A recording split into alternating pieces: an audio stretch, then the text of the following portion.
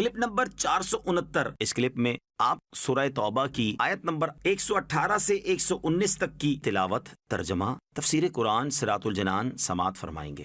بسم اللہ الرحمن الرحیم۔ ترجمہ، اللہ کے نام سے شروع جو نہایت مہربان رحمت والا ہے۔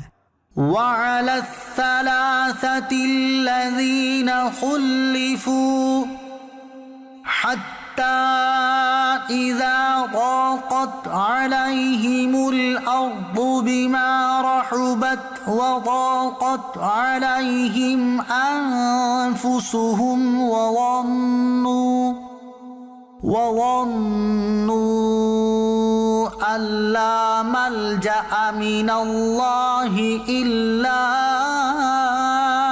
إليه ثم تاب عليهم ليتوبوا إن الله هو التواب الرحيم۔ ترجمہ، اور ان تین پر بھی رحمت ہوئی جن کا معاملہ موقوف کر دیا گیا تھا، یہاں تک کہ جب زمین اپنی وسعت کے باوجود ان پر تنگ ہو گئی اور وہ اپنی جانوں سے تنگ آ گئے، اور انہوں نے یقین کر لیا کہ اللہ عز و جل کی ناراضگی سے بچنے کے لیے اس کے سوا کوئی پناہ نہیں، تو اللہ نے ان کی توبہ قبول فرما لی تاکہ وہ تائب رہیں۔ بے شک اللہ ہی توبہ قبول کرنے والا مہربان ہے۔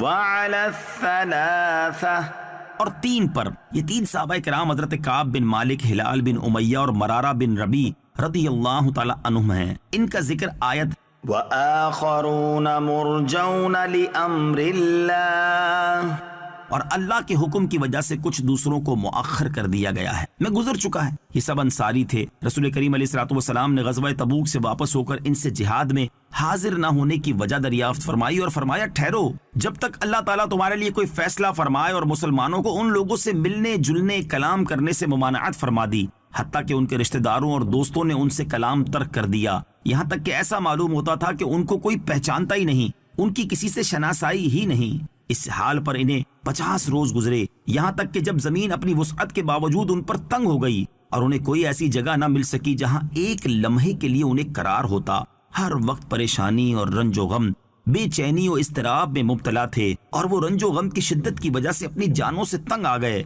نہ کوئی انیس ہے جس سے بات کریں، نہ کوئی غم خار جسے حال دل سنائیں، وحشت و تنہائی ہے اور شب و روز کی گریہ وزاری۔ انہوں نے یقین کر لیا کہ اللہ عز و جل کی ناراضگی سے بچنے کے لیے اس کے سوا کوئی پناہ نہیں، تو اللہ تعالیٰ نے ان پر رحم فرمایا اور ان کی توبہ قبول فرما لی تاکہ آئندہ توبہ کرنے والے ہی رہیں۔